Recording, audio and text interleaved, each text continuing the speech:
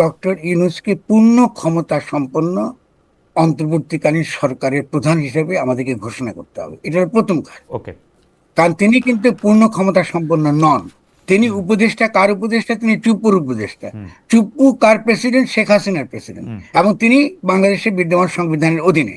ফলে আমরা কি করেছি, আমরা একটা ঘোড়ায় চড়তে চাইছি যে ঘোড়ার 4 পা কাটা।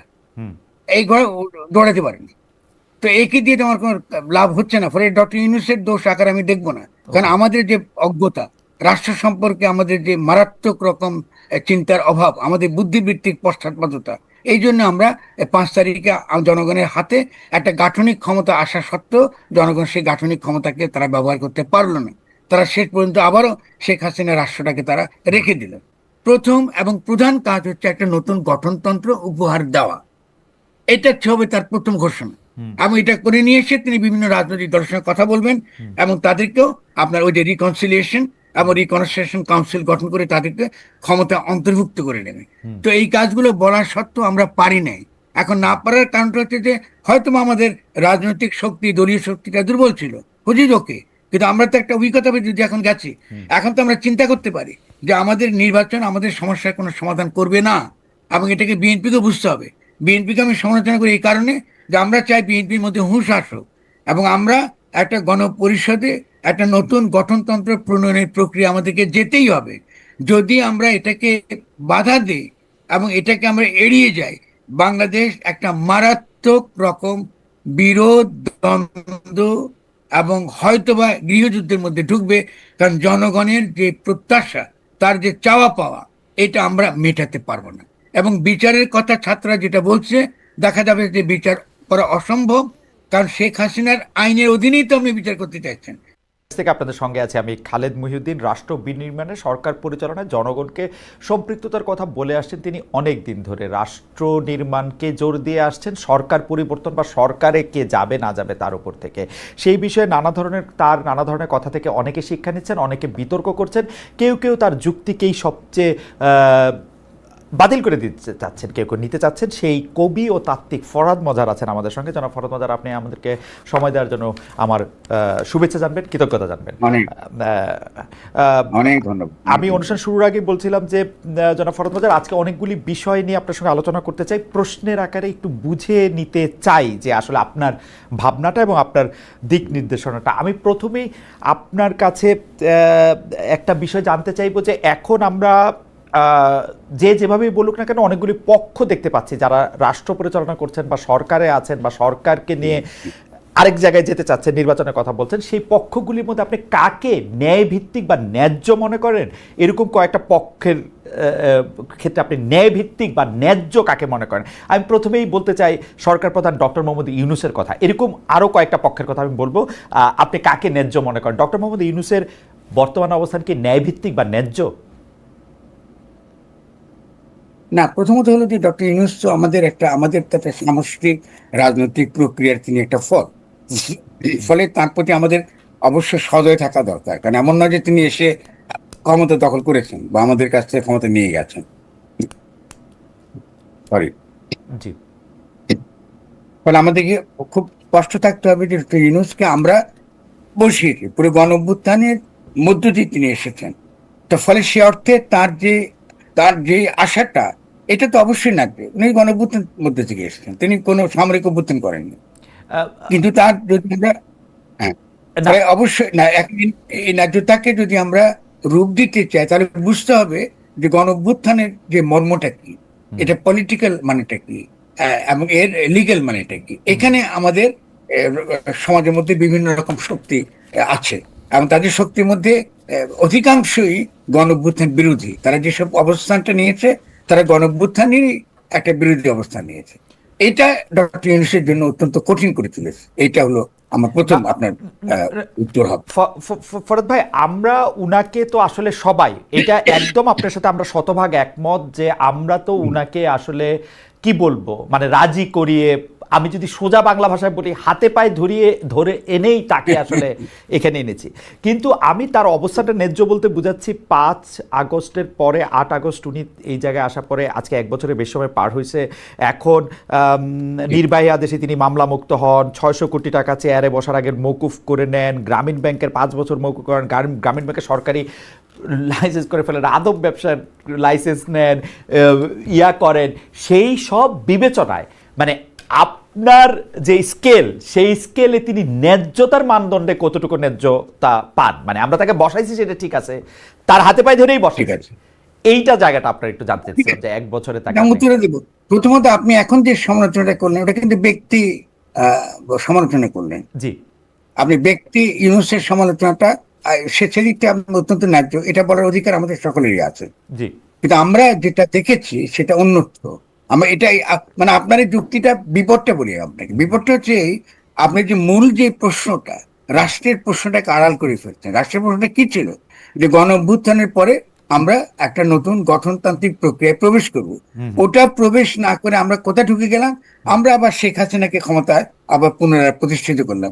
শেখ হাসিনা ব্যক্তি আকারে রায়, কিন্তু তার ভোটটা কিন্তু আছে পুরো মাত্রায়। মানে যেহেতু তারই সংবিধানের অধীনে এটা রক্ষা করবার জন্য ডক্টর ইউনূস শপথ নিয়েছেন, তাহলে আমরা পলিটিক্যাল জায়গায় থাকি। আচ্ছা, আমি উনি কি পরিমাণ অপরাধ করেছেন, কি দুর্নীতি করেছেন, বা আমরা বলতে পারবো যে তার যে কনফ্লিক্ট অফ ইন্টারেস্ট করেছেন, এটা ইতিহাসে বলার বহু আপনার দিন পাবো আমরা সামনে। আপনি রাষ্ট্রের প্রশ্নে থাকতে চাইছেন, আপনি এটা পরিষ্কার। রাষ্ট্রীয় বসে থাকতে আমি যদি তাহলে আমরা আর বাকি যাদের নিয়ে প্রশ্ন করব তাদেরকে কি রাষ্ট্রের প্রশ্নই রাখবো? যেমন আমার এবারের যিনি মানে যাকে নিয়ে আমরা আপনাকে প্রশ্ন করতে চাই তিনি হচ্ছেন সেনাপ্রধান জেনারেল ওয়াকারুজ্জামান। তার অবস্থানটা আপনি ন্যায্য মনে করেন কিনা? আমি মনে করি তার অবস্থান ন্যায্য। আমি মনে করি এখানে অনেকের সঙ্গে অবশ্যই বিরোধিতা করবো। প্রথম কথা হচ্ছে সেনা প্রধান, আপনি খেয়াল করুন, এটা একটা সেনার সমর্থিত উপদেষ্টা সরকার। ফলে আমরা যদি হিস্ট্রি খেয়াল করি বাংলাদেশের সেনাবাহিনীর, তাহলে আমরা দেখবো যে সেনাবাহিনী এবার চেষ্টা করছে যে তারা কোনোভাবে যেন তারা 1/11 মধ্য দিয়ে যে অপরাধটা করেছে, তাদের যে কলঙ্ক ঘটেছে, এমনকি আপনার শেখ মুজিবকে হত্যা থেকে শুরু করে দীর্ঘকাল তাদের যে কলঙ্ক ঘটেছে, তারা সে কলঙ্কের মধ্যে ঢুকতে চায় না। এটা আমি তারা আন্তরিক, এটা আমি তাদের অনেককে চিনি এবং তাদের সেই আত্মসমালোচনাগুলো আছে বলে আমি এরকম অত্যন্ত শক্তভাবে বলতে পারি। আমি মনে করি যে সেনার প্রধানের, যেহেতু উনি পলিটিশিয়ান না, ফলে তিনি পলিটিক্যালি অনেক কথাবার্তা তিনি বলেন, যেটা তিনি তিনি বোকা বলে।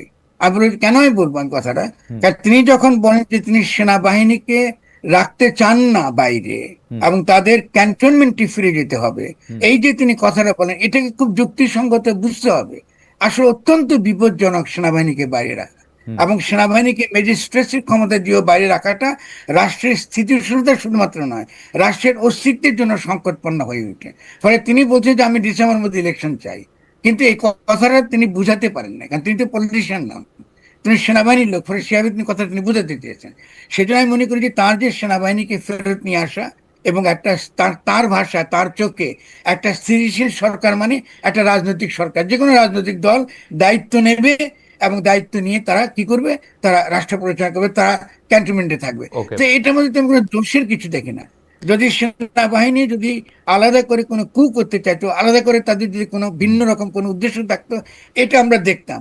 2 নাম্বার আরো সিরিয়াস বলি, কারণ দিল্লি ক্রমাগত সেনাবাহিনীর মধ্যে অভ্যুত্থান ঘটাবার চেষ্টা করছে এবং এই দিল্লির অভ্যুত্থান ঘটাবার চেষ্টার মধ্যে আমাদের অনেকে বিভিন্ন প্রোপাগান্ডা, মানে ওয়াকারের বিরুদ্ধে, ওয়াকারুজ্জামার বিরুদ্ধে বা সেনাপ্রধানের বিরুদ্ধে প্রোপাগান্ডার মধ্য দিয়ে কিন্তু তারা কিন্তু এটাকে আরো এক হিসেবে বলবো যে ওই আগুনে কি বলে না, আগুনে ঘি ঢালা, আগুনে তেল ঢালা মতো, গ্যাস ঢালা মতো হয়েছে। এটা ছিল মারাত্মক পরিস্থিতি এবং এই পরিস্থিতিটা আমি খুব ঘনিষ্ঠভাবে পর্যবেক্ষণ করেছি এবং সেই ক্ষেত্রে আমি বলবো যে সেনাবাহিনী প্রতিষ্ঠান হিসেবে এটাকে রক্ষা করবার জন্য আমাদের কয়েকজন জেনারেলের যে আন্তরিকতা, এই আন্তরিকতাকে আমি গ্রহণ করি। তারা নন পলিটিক্যাল বলে, যেহেতু রাজনীতি বোঝে না বলে তারা কতগুলো ভুল করেছে। যেমন একটা ভুলের কথা বলি আপনাকে, যেটা আমাকে তাহলে আমরা দর্শকরা আমাকে সঠিক বুঝবে। যেমন ধরুন আপনার ওই যে মন্দিরে গিয়ে প্রদীপ জ্বালিয়ে 3 জন সেনাবাহিনী একসঙ্গে থাকাটা, এটা মারাত্মক রকম ভুল। কারণ এটা অত্যন্ত নেতিবাচক একটা কি বলে একটা একটা ভাবমূর্তি তৈরি করে সেনাবাহিনী, যে সেনাবাহিনী একটা ভারতের অধীনে বা এখানকার একটা বিশেষ সম্প্রদায়ের অধীনস্থ একটি বাহিনী। এগুলো হচ্ছে মারাত্মক পলিটিক্যাল ভুল। তার মানে সেনাবাহিনী এখনো পর্যন্ত কোনো রাজনৈতিক যারা বুঝতে পারে তাদের সিদ্ধান্তের বা তাদের পর্যালোচনাকে তারা যথেষ্ট গুরুত্ব দিচ্ছেন না। ওকে। এগুলো বিপদ তৈরি করবে। দুই নাম্বারটা হচ্ছে এগুলো আছে, আমি বলতে পারি আমার অনেক তালিকা আছে, বলতে পারবো। ফরাদ ভাই, জি এই বলুন। জায়গাটাতে যদি একটা লাইন বলতেন, যে আপনি যে বলতেছেন যে পার্শ্ববর্তী দেশ ভারত যে হচ্ছে সেনাবাহিনীর ভিতরে অনেক অভ্যুত্থান পরিকল্পনা করছে বা মানে যেটাকে বলা হচ্ছে যে একটু ইন্ধন দেওয়া, সেইটা তারা দিচ্ছে বা জ্বালানি কাঠ দেওয়া তারা দিচ্ছে, বর্তমান সেনাপ্রধান এবং তার যে বাহিনী সেটা কি তারা নস্যাৎ করছেন, নাকি তারা সেই ষড়যন্ত্রের অংশ? মানে ষড়যন্ত্রের অংশ তো না বটেই, সেটা আপনি পরিষ্কার আমার করেছেন। কাছে মানে তারা কি সেটি মানে ফাইট করতে পারছেন কিনা সেটা যদি আমরা বলি। যদি করতো তাহলে একদিনে ঘটে যেত, একদিনে আচ্ছা। ঘটে যেত। আমাদেরকে শুনুন, আমরা কোথায় খালেদ বিপদে পড়ি কি জানেন? হ্যাঁ। আমরা বিপদে পড়ি, আমরা সামগ্রিকভাবে রাষ্ট্রকে চিন্তা করতে পারি না, আমরা ওকে। ব্যক্তিকে কেন্দ্র করে তখন ওকে। সিদ্ধান্ত গ্রহণ করে বিপজ্জনক হয়ে পড়ে। ওকে। সেনা প্রধানের যদি আপনি তিরস্কার করতে চান, দোষ ধরতে চান, প্রচুর দোষ ধরতে পারেন না, হুম। কিন্তু আপনাকে তো মনে রাখতে হবে যে আপনার এটা একটা প্রতিষ্ঠান, হুম। এটা রাষ্ট্রের একটা প্রতিষ্ঠান, এবং এটা সে তার শুরু থেকে এই রাষ্ট্রের প্রতিষ্ঠানকে গড়তে দেওয়া হয় নাই। ওকে। শেখ মুজিবুর রহমান রক্ষী বাহিনী রাখতে চেয়েছেন, তিনি একটা একটা এই যে স্থায়ী সেনাবাহিনী রাখতে, হুম। এর কুফল আমরা দেখেছি। কারণ শেখ মুজিবুর রহমানের হত্যা হয়েছেন, হুম। এটা তো আমাদের দেশের জন্য ভালো না। হুম। তাহলে আপনি এই সংঘাতগুলো তো মারাত্মক। আর অন্যদিকে দেখুন, আজকে ডক্টর ইউনূসের সঙ্গে সেনা প্রধানের মধ্যে যে দূরত্বটা তৈরি করা হয়েছে খুবই পরিকল্পিতভাবে, হুম। এবং সেই ক্ষেত্রে আমি বলবো যে ওয়াকরুজ্জামান সাহেবও কিন্তু এটাকে কমাবার জন্য তার কোনো সক্রিয় উদ্যোগটা আমি দেখি নাই, হয়তো আছে, কিন্তু আমি বাইরের থেকে আছি বলে আমি বুঝি নাই। কিন্তু অন্যদিকে ডক্টর ইউনূসের দিক থেকে কিন্তু এই ব্যবধানটুকু, দূরত্বটুকু তারা টিকিয়ে রেখেছেন। এটা কিন্তু দেশের জন্য ভালো না। ফরাদ ভাই, আমরা আপনাকে তো আমরা কিছু আমরা ব্যাপারে আমরা আপনাকে কম্প্রোমাইজ করতে হবে। ফরাদ ভাই, আমরা আপনার দেখানো পথে আমরা এখন একটু রাষ্ট্র কাঠামোটার মধ্যে থাকি। আমরা আবার ওই ব্যক্তিগত মানে ডক্টর মোহাম্মদ ইউনূসের সাথে সেনাপ্রধান বা ওই আলোচনাটা আমরা একটু পরে ধাপে আসি। আপনি বিএনপির অবস্থান ন্যায্য মনে করেন কিনা? ঠিক আছে, মানে ঠিক আছে। আমাদের আমাদের আর যে অবস্থান আছে যে বিএনপি, জামাত, এনসিপি এবং ইসলামী শাসনতন্ত্র সহ ইসলামী দলগুলোর অবস্থান আপনি ন্যায্য মনে করেন। প্রথমে বিএনপির কথা শুনি। আমি বলবো যে বিএনপির রাজনীতিটা বিএনপির জন্য আত্মঘাতী হয়েছে, ন্যায্যতার চেয়েও এটা আরো খারাপ। ওকে। বিএনপি তো ন্যায্য নয়, একটা গণঅভ্যুত্থান হয়ে গিয়েছে। ফলে গণঅভ্যুত্থানে জনগণের যে জনগণের যে অভিপ্রায়, এটাকে বিএনপি একদমই সমান করেনি। বিএনপি এসে বলতেছে আমাদেরকে 3 মাসের মধ্যে আমাদেরকে নির্বাচন দাও। ফলে এটা তো হতে পারে না, একটা গণঅভ্যুত্থান হয়েছে শুধু নির্বাচনের জন্য না। এবং ক্রমাগত এই আজকে যে আমরা ডক্টর ইউনূসের যদি আমরা সমালোচনা করি, তাহলে তার সমালোচনা পুরোটাই কিন্তু বিএনপির ঘাড়েও পড়ে। কারণ বিএনপি যে পরিমাণ চাপটা দিয়েছে ডক্টর ইউনূসকে নির্বাচনের জন্য, যার ফলে ডক্টর ইউনূস অনেকগুলো একটার পর একটা ভুল করেছেন। কারণ রাজনৈতিক দলগুলো জনগণের প্রতিনিধি নয় গণ অভ্যুত্থানের পরে। আমাদের দেশে অনেকগুলো কনসেপ্ট আছে ডমিনেন্ট, যেগুলো আমাদেরকে ভাঙতে হবে। রাজনৈতিক দলগুলো এই যে নিউ লিবারেল ইকোনমিক পলিসিকে আমরা বলতে পারি এদের অনেক অধিকাংশই মাফিয়া এবং লুটেরা শ্রেণীর প্রতিনিধি। কারণ আপনি কখনোই সাধারণ মানুষ এই এই আপনাকে 5 কোটি 10 কোটি 50 কোটি টাকা দিয়ে তারা কিন্তু আপনার এই নির্বাচনে তারা অংশগ্রহণ করতে পারবে না। ফলে আপনি যখন এই নির্বাচনের কথা বলেন, এখন বাংলাদেশকে গঠন করবার প্রশ্নটাকে বাদ দিয়ে আপনি স্বভাবতই এই পুরো গণঅভ্যুত্থানের বিপক্ষে দাঁড়ান। ফলে বিএনপি তো ন্যায্য হওয়ার প্রশ্নই আসে না। বিএনপি আগাগোড়াই গণঅভ্যুত্থান বিরোধিতা করেছে, এবং গণঅভ্যুত্থানকে নস্যাৎ করাটা ছিল তার রাজনীতির প্রধান লক্ষ্য। অথচ বিএনপি সবচেয়ে বেশি উপকৃত এই গণঅভ্যুত্থান থেকে। আজকে দেখুন, আজকে যে পরিমাণ সম্মান আপনার খালেদা জিয়া পেয়েছেন, এবং একই সঙ্গে যে আপনার কি বলে আমাদের তারেকের উপর যেসব মামলাগুলো ছিল, সে মামলাগুলো তো উঠে গেছে। ফলে গণঅভ্যুত্থানে কত নিট কিন্তু যে ফল এটা বিএনপি পেয়েছে। অথচ বিএনপি একটা জনগণের সঙ্গে একটা মারাত্মক বিশ্বাসঘাতকতা করেছে। কারণ জনগণ চেয়েছে আমরা একটা নতুন গঠনতন্ত্র করতে চাই, সেক্ষেত্রে বিএনপি জাতীয় সরকারে থাকতে পারতো। কারণ প্রথম দিকে তো আমি প্রত্যেকটা নেগোসিয়েশনে যুক্ত ছিলাম, এবং আমরা বলেছি যে আসেন আমরা একটা জাতীয় সরকার করি। এবং শুধু তাই না, আমরা একটা কি করি, আমরা একটা এক ধরনের গার্ডিয়ান কাউন্সিল করি, মানে আমার রিকনসিলিয়েশন এবং রিকনস্ট্রাকশন কাউন্সিলের মতো, অনেকটা আপনার নেলসন ম্যান্ডেলার মতো। বলে আপনারা থাকেন ওখানে, এবং মন্ত্রণালয়গুলোকে ছেড়ে দিই, মন্ত্রণালয়গুলো চলুক, এবং ওখানে থেকে আমরা একটা বাংলাদেশের জনগণের জন্য যেটা ভালো একটা গঠনতন্ত্র আমরা করি। যেহেতু 72 সালে আমরা একটা গঠনতন্ত্র প্রণয়ন করতে পারি নাই, কারণ শেখ মুজিবুর রহমান এসে তিনি ওই পাকিস্তানি যারা নির্বাচিত হয়েছিলেন তাদেরকে তিনি ফরাদ ভাই, একটু একটু যদি মানে ধাপে ধাপে মানে কারণ অনেক বিষয় হচ্ছে হয়তো আমি ঠিক পুরোপুরি বুঝতে পারতেছি না, সেজন্য একটু একটু জিজ্ঞেস করে করে যাই। যে বিএনপি, আপনি Please. বলেছেন যে বিএনপি গণ অভ্যুত্থানকে নস্যাৎ করতে চেয়েছিল বা গণ অভ্যুত্থানের সুফলটা আসলে যাতে মানুষের ঘরে না আসে, জনগণ যাতে না পায়, সেই ক্ষেত্রে তারা, কিন্তু এটা কেন করবে? বিএনপি তো আসলে আপনি যেটা বলেছেন সেটা তো ঠিক, এই গণ অভ্যুত্থানের সবচেয়ে বড় বেনিফিশিয়ারি তো তারা, আসলে মানে তাদের চেয়ে বড়, তারা জেলে ছিল, তারা দেশে আসতে পারে নাই, তাদের শীর্ষ নেতারা, তারা তারা মামলা মোকদ্দমা দিয়ে জেরবার ছিল, মানে এক একজনের বিরুদ্ধে অনেক মামলা করে বসে। একমত, আমরা তো সকলেই তার জন্য বিএনপির প্রতি সহমর্মী, আমাদের কোনো অসুবিধা নেই। কিন্তু তারা এটা কেন করবে, মানে গণ অভ্যুত্থানটা নস্যাৎ তারা কেন করতে চাইবে, বা এটার সুফলটা তারা কেন? নস্যাৎ করতে চেয়েছে ভেরি সিম্পলি, যেহেতু তারা লুটেরা মাফিয়া শ্রেণীকে রিপ্রেজেন্ট করে। আমরা এই বিএনপি তো আপনার আমাদের যে জিয়াউর রহমানের বিএনপি তো না, এটা আচ্ছা এটা তো খালেদা জিয়ার বিএনপি তো না। আচ্ছা ফলে এই বিএনপি তো আর আমরা আগের সেই বিএনপি কে ভেবে বিচার করতে পারবো না। এখানে যারা এখানে পুরো বিএনপি যারা পরিচালনা করে তাদের মধ্যে অধিকাংশ আপনি এস আলমের গোলাম, অনেকে বসুন্ধরার সঙ্গে যুক্ত, অনেকে নানান রকম লুটিয়া মাফিয়া শ্রেণীর স্বার্থে। ফরহাদ ভাই, 2001 থেকে 2006-এর বিএনপি খালেদা জিয়ার বিএনপি ছিল, 2025-এর বিএনপি খালেদা জিয়ার বিএনপি না, মানে কি মৌলিক পার্থক্য? যদি লুটেরা মাফিয়া শ্রেণীকে রিপ্রেজেন্ট তারা করে, তাহলে তারা তখনও করছে, এখনো করবে, মানে ব্যাপারটা তো তখন করে নাই, এখন করবে, ব্যাপারটা কিরকম? অনেক অনেক পার্থক্য আছে, আমাদের হিস্ট্রি ভুলে যাবেন না। জি যেমন আজকে আজকে যদি আমরা বলি যে শেখ মুজিবুর রহমান তো বাংলাদেশের যে আন্দোলনে তিনি তো একটা একটা সামনের সারির একটা মানুষ ছিলেন। আজকে ধরুন বাংলাদেশের যে আমাদের যে বাংলাদেশের একটা একটা জনগোষ্ঠী হিসেবে তার যে চেতনাগত দিক, এটাকে বিকশিত করার ক্ষেত্রে তার তো একটা অবদান আছে। বাংলা ভাষা এবং সংস্কৃতির প্রশ্নটাকে নিয়ে এসছেন। ফলে এই শেখ মুজিবকে, আর যিনি বাকশাল করেন বা যিনি শপথ ছাড়া প্রেসিডেন্টের পদ গ্রহণ করেন, তাকে তো আপনি এক করে ফেলবেন না, আপনি তো অবশ্যই সমালোচনা করবেন। রাইট। তেমনি আমি শেষ করি বিএনপির সময় বক্তব্যটা দিই, সেটা হলো এই যে আপনি জিয়াউর রহমান আমাদের সৈনিক এবং জনগণের বৈপ্লবিক মৈত্রীর ভিত্তিতে তিনি এসেছেন, ফলে এটা হলো সিগনিফিকেন্স, তার পলিটিক্যাল সিগনিফিকেন্স।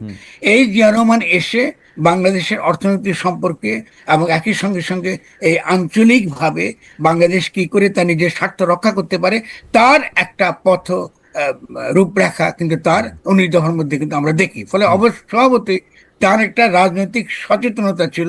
এবং শুধু তাই নয়, আর দেখুন আজকে জিয়া রহমান এসে আওয়ামী লীগকেও রাজনীতি করবার সুযোগ করে দিয়েছে। রাইট।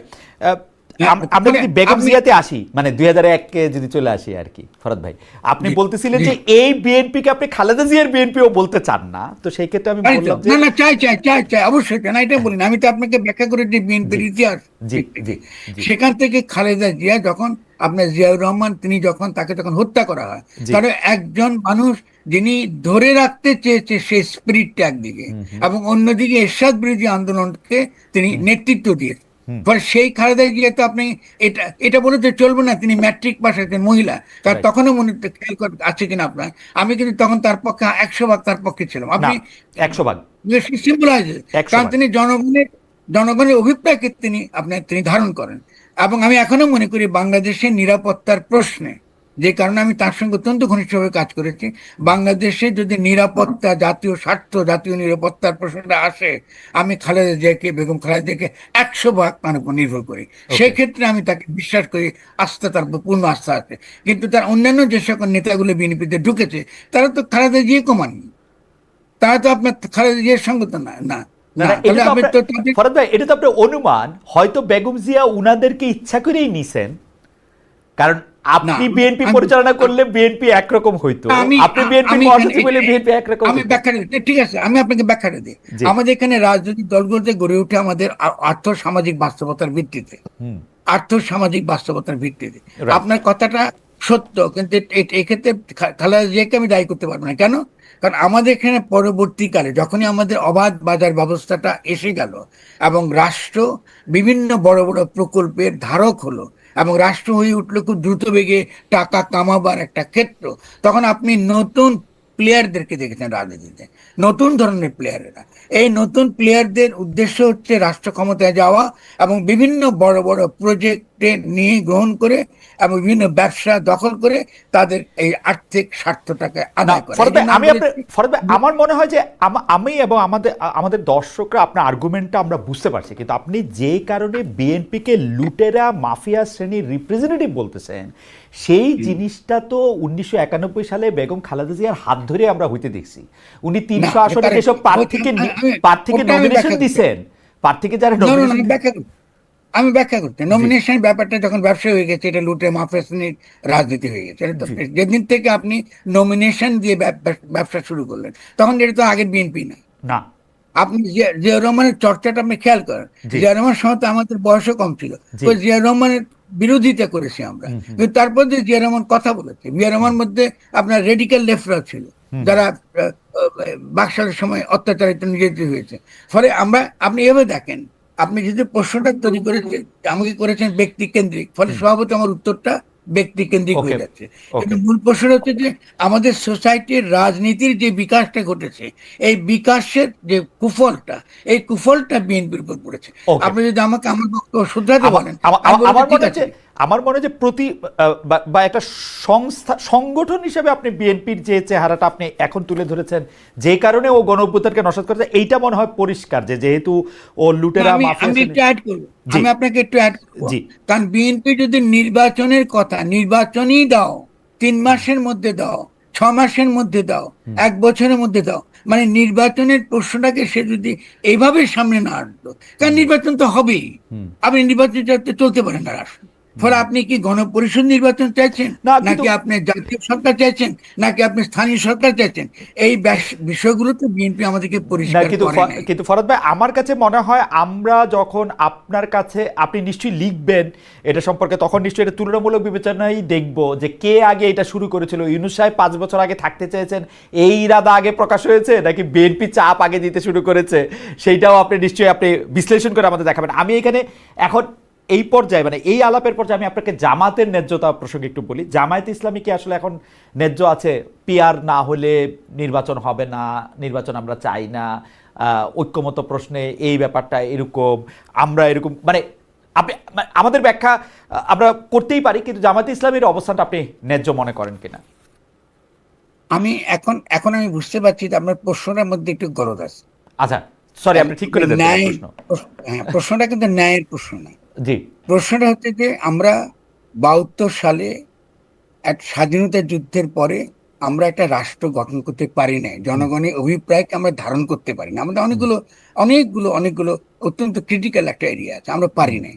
এবং না পারতে আমরা যখন যে এরশাদ বিরোধী আন্দোলন করলাম, তারপরেও কিন্তু আমরা একটা রাষ্ট্র গঠন করতে পারলাম না, এবং এবারও কিন্তু আমরা একটা রাষ্ট্র গঠন করতে পারলাম না। ফলে ব্যাপারটা কিন্তু ন্যায্য আর অন্যায্যের প্রশ্ন না। যদি আমরা রাষ্ট্র গঠন করবার এই যে জনগণের যে অভিপ্রায়, সে অভিপ্রায়কে বাস্তবায়িত করবার ক্ষেত্রে জামাতের কি কোনো ইতিবাচক ভূমিকা আছে? আমি বলি জামাতের কোনো ইতিবাচক ভূমিকা আমি এই মুহূর্তে দেখি না, কিন্তু ক্ষতিকর কিছু দেখি না। কেন বলি আপনাকে? কারণ জামাত একটা রাজনীতি করে এবং তার একটা আদর্শিক রাজনৈতিক দল, এবং আমি যতটুকু বুঝি জামাত ধরে নিয়েছে যে যদি তারা ডিসি গুলো জামাতপন্থী হয়, তারা ইতিমধ্যে রাষ্ট্র ক্ষমতায় চলে গেছে। তারা ফলে নির্বাচন নিয়ে তারা খুব একটা ব্যস্ত নয়। ফলে তারা যে আপনার পিআরটা চায়, যে প্রফেশনাল রিপ্রেজেন্টেশনের ভিত্তিতে যে তারা ক্ষমতার অংশীদারিত্ব চায়, এটা তাদের জায়গার থেকে কিন্তু এটা যুক্তিসঙ্গত। কিন্তু যদি আপনি রাষ্ট্র গঠনের প্রকল্পের দিক থেকে তাকান, তাহলে জামাত তো ইতিবাচক নয়। জামাত তো আমাদেরকে এমন কোন সত্যিকার অর্থে যে আমরা যে নতুন যে রাষ্ট্রটা গঠন করতে চাই, সেখানে ইসলামের ভূমিকা কি হবে, বা আমরা কি 71 সালে যখন স্বাধীনতার ঘোষণা দিয়েছিলাম, সাম্য, মানবিক মর্যাদা এবং সামাজিক ন্যায় বিচার, এটা তো ইসলামী মূল্যবোধ। তাহলে তো আমরা 71 সালে তো আসলে ইসলামী রাষ্ট্রই গঠন করতে চাইছিলাম, আমরা তো ইসলাম থেকে আলাদা কিছু গঠন করতে চাইনি। কিন্তু ইসলামী পন্থীদের মধ্যে এখনো পর্যন্ত ইসলামী রাষ্ট্র নামক একটা অদ্ভুত চিন্তা একটা আছে, যার সঙ্গে ইসলামের কোনো সম্পর্ক নেই। ইসলামী রাষ্ট্র বলে কোনো কনসেপ্টই নেই। ইসলামী সমাজ আছে, রাষ্ট্র নাই। ক্ষমতা আছে, প্রশাসন আছে, কিন্তু রাষ্ট্র নাই। ফলে দেখা গেছে জামাত এই ক্ষেত্রে আমাদেরকে কোনো পরিষ্কার করে কোনো আমাদেরকে অবস্থান সে পরিষ্কার করে নাই। 2 নম্বর, ইখওয়ানুলের রাজনীতি গ্লোবালি আন্তর্জাতিকভাবে পরাজিত, এবং আমরা দেখেছি যে এটা কোনো ভবিষ্যৎ নাই। আমরা জামাতের মধ্যে কিন্তু রূপান্তর দেখিনি। তারা আব্দুল আলাহ মওদুদীর যে অবস্থান, তিনি একটা জাতিবাদী ইসলামপন্থী মানুষ, আমি তাকে সম্মান করি, তাকে নিয়ে যথেষ্ট আলোচনা হতে পারে, কিন্তু আমরা দেখি নাই যে এই মওদুদীর চিন্তাটা তারা বাংলাদেশে কি করে বাস্তবায়িত করবে। তারা কি এটা রেখেছে না তারা বাতিল করে দিয়েছে? ফলে আমরা যদি রিয়েলি ইসলামকে বাংলাদেশে ইন্টিগ্রেট করতে চাই আমাদের মূল্যবোধের মধ্যে, আমাদের রাষ্ট্র গঠনের মধ্যে, আমাদের সংস্কৃতির মধ্যে, তাহলে জামাতের প্রথম কাজ হবে জামাত ইসলামীর নামটা বাদ দেওয়া। জামাত ইসলামীর নামটা রাখা মানে এই দেশের 17 কোটি মানুষকে অপমান করা। কারণ আমরা 71-এ মুক্তিযুদ্ধ করেছি, কিন্তু যারা এই মুক্তিযুদ্ধকে গ্রহণ করে নাই তার মধ্যে এই নামটা ছিল আমাদের বুকের মধ্যে বিধে আছে। এটা তো মনে এই হয় যে যে কাটার মধ্যে এর চেয়ে পরিষ্কার করে এর চেয়ে পরিষ্কার করে আর বলা সম্ভব না। জি জি জি, আপনার এটা খুবই সেন্সিটিভ ইস্যু জি এবং গুরুত্বপূর্ণ বুঝতে পারেন, কারণ আপনি এই কথাটা বলা গুরুত্বপূর্ণ। কারণ জামাত থাকলে আবারও আওয়ামী লীগ ফিরে আসবে, আবারও বাকশালী ফ্যাসিবাদ ফিরে আসবে, আবারও শেখ হাসিনার ফ্যাসিজম ফিরে আসবে। কারণ জামাত থাকা মানে হলো অবশ্যই বাংলা ভাষা এবং সংস্কৃতির লড়াইটা প্রধান মুখ্য রাজনৈতিক বিষয় উঠবে। ফলে জামাতকে আমি বারবার বলি আপনাদের এই নাম বদলাতে হবে। আর দ্বিতীয়ত হলো জামাত তো আপনার যখন এই গণপ্রতিনিধিত্ব অধ্যাদেশে যখন তারা নিজেদেরকে যখন তারা নিবন্ধিত করেছে, সেখানেও তারা ইসলাম কায়েম করার কথা তো বলে নাই, তারা তো গণতন্ত্র চেয়েছে। তো আপনি কেন প্রচারণা ফরদ ভাই, করছেন? আমরা একটু আগাই। আমরা শুধু এই জায়গার মধ্যে থেকে আপনি আর এক লাইন বলবেন কিনা, বা এটাতে আপনি কোনো কিছু আছেন যে জামাত থাকলে আবার আওয়ামী লীগের ফিরে আসার সম্ভাবনা থাকবে, এবং আপনি সম্ভাবনা বলছেন, আপনি বলছেন আসবেই, এটাকে আরেকটু লাইন বলবেন যে এটা কি আসলে এরকম করে বলে এখন যে সেকুলার এবং এই যে বাঙালি জাতিবাদী যে রাজনৈতিক ধারা আওয়ামী লীগ নামে বা বেনামে যেটা আছে, জামাত আছে বলে আছে। বাংলাদেশের যে তাদেরকে আমরা বামপন্থী বলি, যারা ডেফিনেটলি তারা মনে করে তাদের তো কি, তাদের যে মূল যে লড়াইয়ের ক্ষেত্র তো এটাই যে আপনি যদি একটা ইসলামী রাষ্ট্র কায়েম করতে চান, ইসলাম আমাদের সংস্কৃতির অংশ।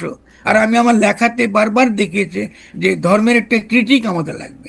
ইসলামে আমাদের শুধু আমাদের ধর্ম মাত্র না, ইসলাম আমাদের আগামী দিনে রাষ্ট্র গঠনের ক্ষেত্রে ইসলাম একটা অত্যন্ত গুরুত্বপূর্ণ ভূমিকা থাকবে। কিন্তু এমন একটা ভূমিকা, যে ভূমিকা আমরা তথাকথিত ইসলামপন্থী এবং সেকুলার পন্থী সকলে আমরা একমত হতে পারি। এটা হলো রাষ্ট্র গঠনের প্রক্রিয়া। এই আর কি, আপনি যদি বিবেকটা টিকিয়ে রাখেন, এই বাইনারি ইসলাম বনাম সেকুলারিজম, এটা আত্মঘাতী।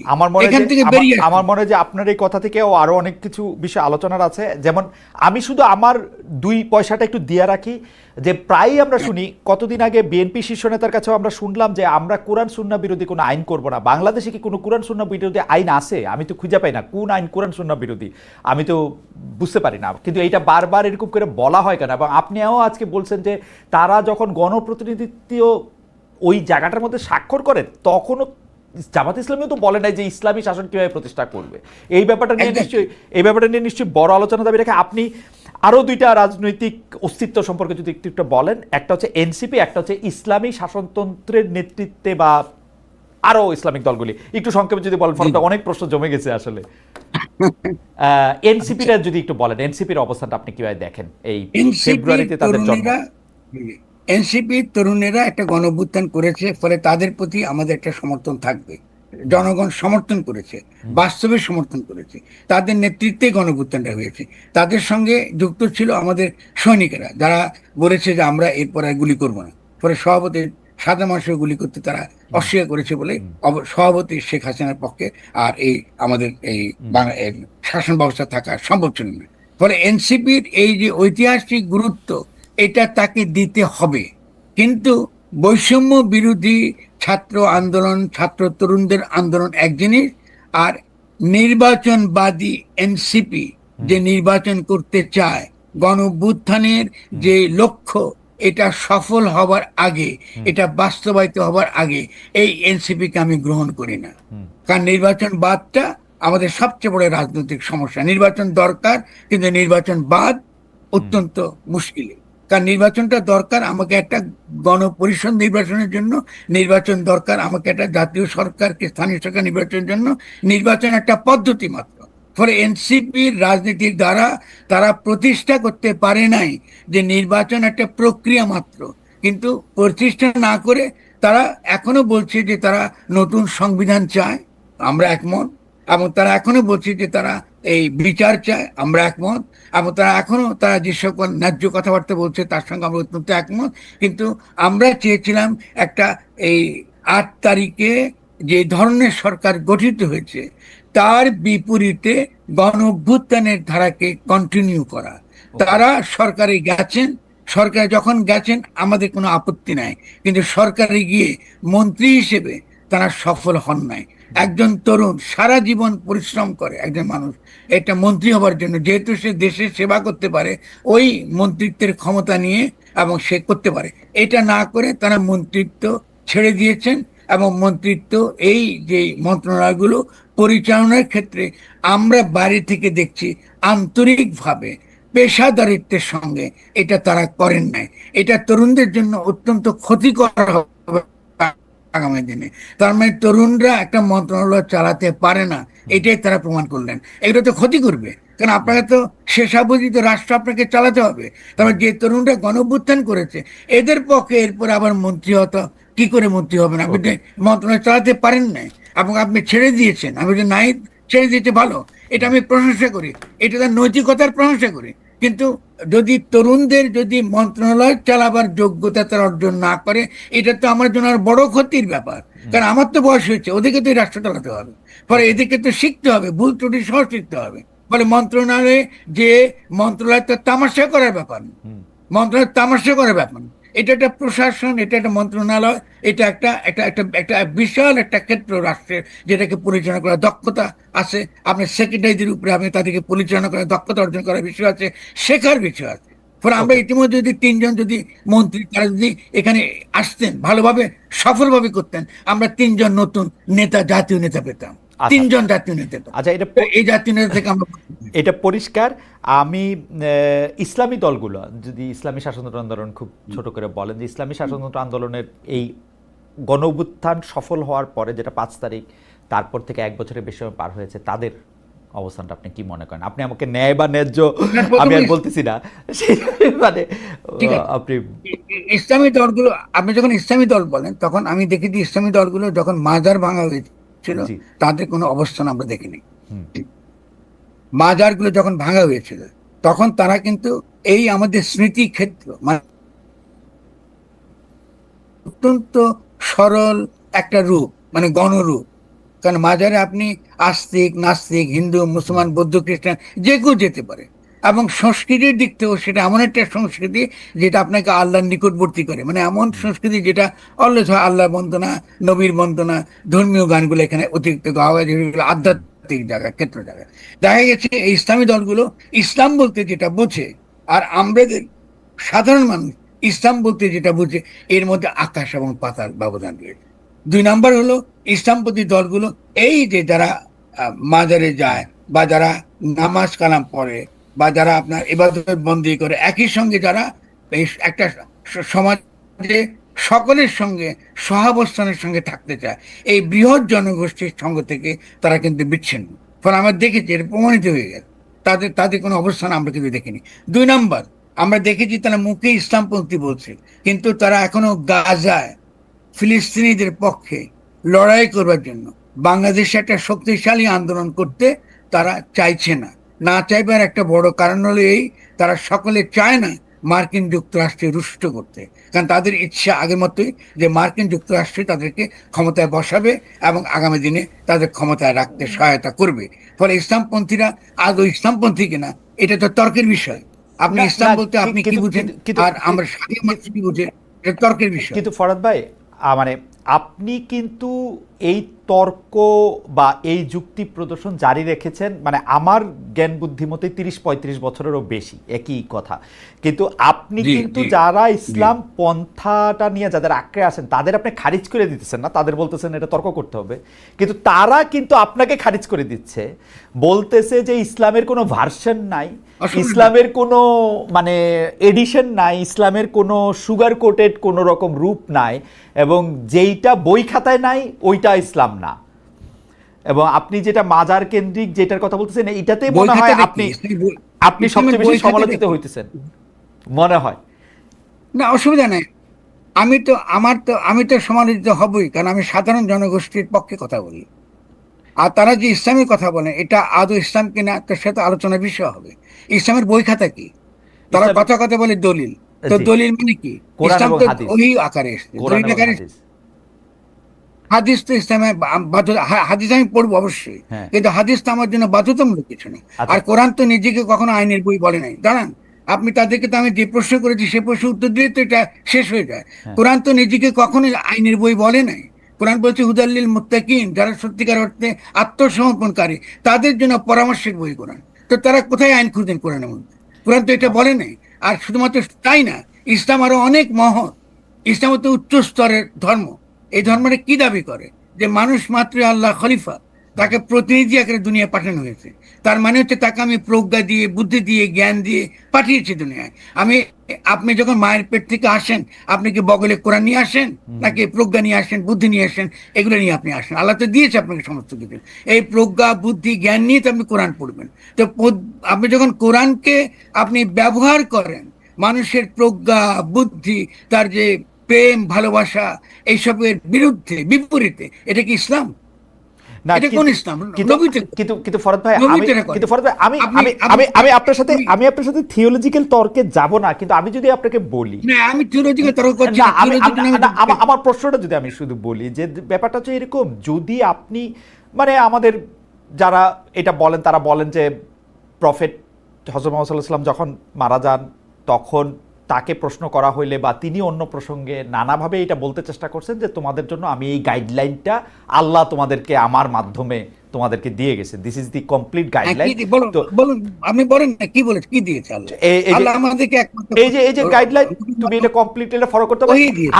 আমি কেন বলতেছি, আমি কিন্তু আপনার কথা মানে আমি বুঝতে পারতেছি, কিন্তু ঘটনা হচ্ছে এক একজন যদি তার নিজস্ব প্রজ্ঞা দিয়া এক একভাবে এটা ব্যাখ্যা করতে পারে, তাইলে তো আর আমরা এক ময়দানে দাঁড়াতে পারবো না ফরদ ভাই, আমরা মিলবো কি শর্তে? না না, অবশ্যই দাঁড়াতে পারবো। তাহলে তাহলে ওয়েস্টার্ন সিভিলাইজেশন কি করে টিকে আছে?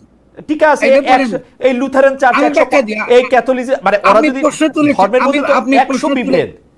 না না, এটা তো আপনি একদম, আমি আমাকে উত্তর দিতে দেবেন। জি, আমি উত্তর দিবেটা হচ্ছে এই, যে প্রথমত হলো যে 100 জনের তো তাদের ব্যক্তিগত ইচ্ছা অনিচ্ছা দ্বারা তারা ঠিক হবে না। আপনার মধ্যে যে বুদ্ধি আছে, যে প্রজ্ঞা আছে, যে যে যে যে যে তর্কের যে আপনার যে ক্ষমতা আছে, এর দ্বারাই তো সামষ্টিক অভিপ্রায়টা তৈরি হয়। আপনি যে সামষ্টিক অভিপ্রায় তো তর্ক ছাড়া তো হবে না, সামষ্টিক আলোচনা ছাড়া তো হবে না। গণতন্ত্র মানেই তো আলোচনা। তো আপনি এটাকে কেন অস্বীকার করছেন? আপনি কিন্তু ফরদ ভাই, আপনি নিজেও এখানে দীর্ঘ সময় কাটাইছেন, এখানে তো 137টা ক্যাথলিক চার্চ, 137 এই লুথারেন, এই সেই, এবং তারা কিন্তু পরস্পরকে খুব ভালোবাসে, ব্যাপারটা এরকমও না। না, খুব ভালো না, কিন্তু তারা তো একটা রাষ্ট্র গঠনের ক্ষেত্রে তাদের তো একটা ঐকমত্য আছে। তাহলে আধুনিক রাষ্ট্র কোথায় গড়ে উঠলো? আধুনিক রাষ্ট্রতে গড়ে উঠছে খ্রিস্টানিটি থেকে। আধুনিক রাষ্ট্রতে খ্রিস্টান থিওলজিক্যাল স্টেট, এখানে সার্বভৌমত্বের ধারণা, তো আধুনিক রাষ্ট্রের যে সার্বভৌমত্বের ধারণা, ওটা তো খ্রিস্টানি থেকে এসছে। ইসলামের তো রাষ্ট্রের সার্বভৌমত্বের কোনো ধারণাই নাই। তাহলে ওনারা কি রাজনীতি করতেছে? আপনি যদি রিয়েলি তারা ইসলামপন্থী হতেন, তাহলে কি করে রাষ্ট্র সার্বভৌম এটা তারা কি করে এটা তারা মানেন? আর তারা যে আল্লাহ সার্বভৌম বলেন, তারা তো রাষ্ট্রবিরোধী। তো তারা তো একটা অলরেডি একটা কন্ট্রাডিক্টরি পজিশনে গিয়ে রাজনীতি করছেন, এটা তো হবে না। আপনি যে জন্য ইসলাম হলো সবচেয়ে সবচেয়ে অগ্রসর একটা রাজনৈতিক ধর্ম, কারণ সত্যিকারের সঠিক রাজনৈতিক দিশা দেওয়ার জন্য ইসলাম আপনাকে যথেষ্ট পরিমাণ তার যে থিওলজিক্যাল প্রপোজিশন বলেন, ফিলোসফিক্যাল প্রপোজিশন বলেন, ইসলামের মধ্যে নিহিত রয়েছে। নবীর জীবনে নিহিত রয়েছে। নবী কি হীরা গুহায় বসে বসে সারা জীবন বন্দী করে কাটেছেন নাকি? তিনি কি যুদ্ধ করেন না? তিনি কি আপনার রাষ্ট্র প্রশাসন পরিচালনা করেন না? তার বিবিরা কি তার মসজিদের কোণায় ছিল না? আপনি মেয়েদেরকে মসজিদ থেকে বের করে দিচ্ছেন, মেয়েদের সম্পর্কে যেসব কথাবার্তা বলছেন, এটা কি নবীর চরিত্রের সঙ্গে যায়? আপনি ইসলামের সঙ্গে যায় এগুলো? এগুলো আপনি আরব ট্রাইবাল কতগুলো রিলিজিয়ানকে আপনি নিয়ে আসে বলতেছেন এগুলো ইসলাম। এটা কিসের ইসলাম? আপনি তো এটা হবে না। ইসলাম তো পরকালের জন্য আসে নাই। আপনি যখন মোনাজাত করেন তখনই তো আপনি বলেন কি রব্বানা আতিনা ফিদ দুনিয়া হাসানা, আপনি দুনিয়াকে আপনি ভালো করেন। যারা ইহলোক বিরোধী, যারা ইহলৌকিকতা বিরোধী, তারা কখনোই নবীর উম্মত হতে পারে না। কারণ নবী ইহলৌকিক ধর্ম এনেছেন দুনিয়াতে খ্রিস্টানিটির বিপরীতে।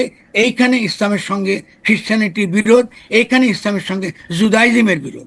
আপনি যদি পরকাল নিয়ে আসেন, পরকালটা এনেছে খ্রিস্টানিটি, যে আপনি লর্ড যিশুর যে জগৎ, সে জগতে প্রবেশ না করলে আপনি মুক্তি পাবেন না। ইসলামের তো এগুলো নাই। আপনি এসব বাজে চিন্তা আমাদের সমাজে ছড়াচ্ছেন, অথচ আমাদের এখানে ইসলাম যারা প্রচার করেছেন তারা তো এগুলো কখনো বলে নাই। আপনারা আনেছেন কেন? পেট্রো ডলার না, জি, আপনি এগুলো এসেছে পেট্রো ডলারের দ্বারা।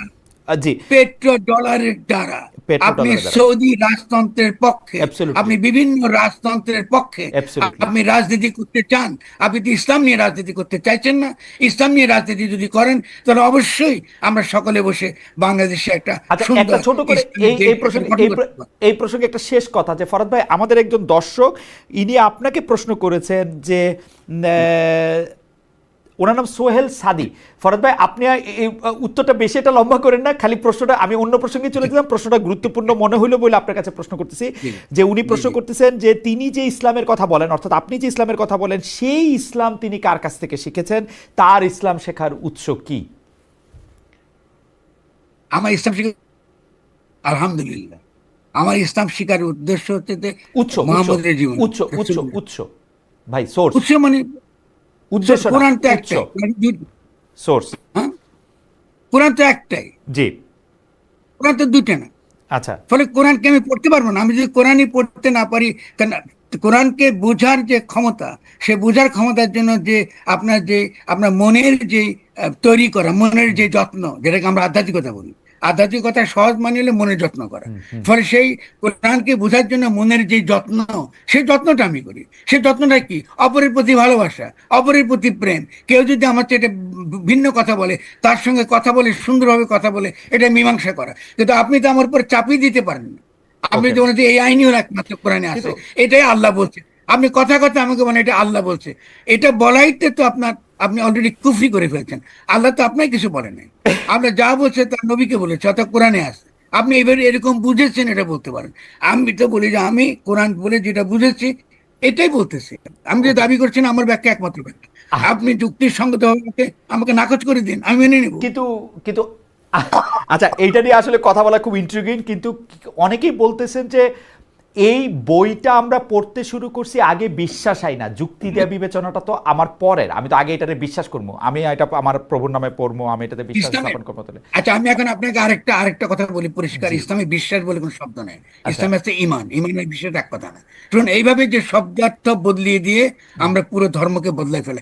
বিশ্বাস আছে খ্রিস্টানিটি, আচ্ছা, আপনি যখনই বিশ্বাস বলবেন দেন ইউ আর এ খ্রিস্টান। আচ্ছা, ইসলামে বিশ্বাস বলে কিছু নেই, মানে ধরে এক কথা না। ধর না, তাহলে এটা একটু আরেক লাইন একটু বলেন ফরহাদ ভাই। যখন এটা আলিফ লাম মিম যা যালিকাল কিতাবু রাইবা, ওইটা যখন বলা হইতেছে, তখন এটা আমাকে তার উপরে বিশ্বাস রাখতে বলা হইতেছে না, মানে আপনি মানে সেমেন্টিক তর্কটা বাদ থাক না, মানে। কেন? এটা ভিন্ন জিনিস।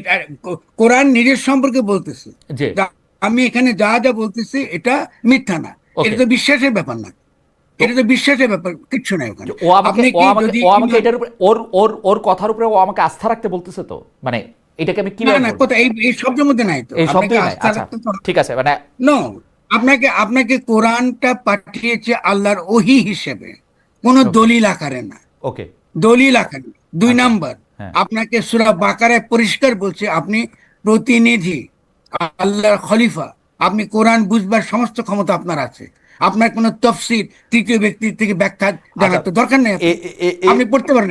এখন আপনি আপনার বুদ্ধি প্রজ্ঞা সব বাদ দিয়ে, আমার মনে হয় যে বাংলাদেশের আলেমরা যারা আছেন, যাদেরকে আমরা বিভিন্ন শিক্ষা প্রতিষ্ঠানে শিক্ষকতা করতে দেখতেছি, তাদের অনেকেই আপনার সাথে এই জায়গাটায় বিরোধিতা করেন বা আপনার মতো, হ্যাঁ, কিন্তু কিন্তু কিন্তু আমরা একটু আগাই। আমরা এই যে রাষ্ট্র যাওয়ার পর আপনি যদি এই পর্যায়ে একটু খালি শেষ প্রসঙ্গে, ন্যায্যতা বা অবস্থানের প্রসঙ্গে, সেটা হচ্ছে সোশ্যাল মিডিয়া ইনফ্লুয়েন্সাররা যারা খুব মানে আমাদেরকে প্রভাবিত করতেছেন, তাদেরকে আপনি আসলে কীভাবে দেখেন? আমাদের দর্শকরা ডক্টর পিনাকি ভট্টাচার্যের কথা বলছেন জনাব ইলিয়াস হোসেনের কথা, তারা যেহেতু অনেক ইনফ্লুয়েন্সিয়াল, তাদের অবস্থানটা আপনি কীরকমভাবে দেখেন?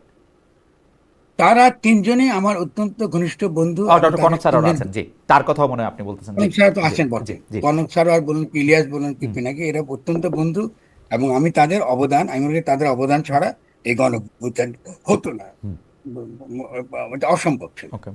তবে সেটা হচ্ছে যে আমাদের পার্থক্যটা, যেহেতু আমরা একসঙ্গে থাকি না, একসঙ্গে আলোচনা করতে পারলে এটা আরো সুন্দর করে বেরিয়ে আসতো, যাতে আমরা আমাদের যার অভিজ্ঞতা, অবস্থানের জায়গা থেকে অনেক বিষয়ে আমরা কথা বলেছি, হয়তো আমাদের তথ্যের বুঝতে পারছি যে তার যে উষ্মা, তার যে সমালোচনার যুক্তিটা আমি বুঝতে পারি। কিন্তু আমি বৃহত্তর একটা পটভূমিতে আমি মনে করি যে আমরা ব্যক্তিকে হেয় করে মন্তব্য করার পক্ষে না। এটা রাজনীতির দিক থেকে এটা আমাদের খুব ফলপ্রসূ হয় না। এটা আমি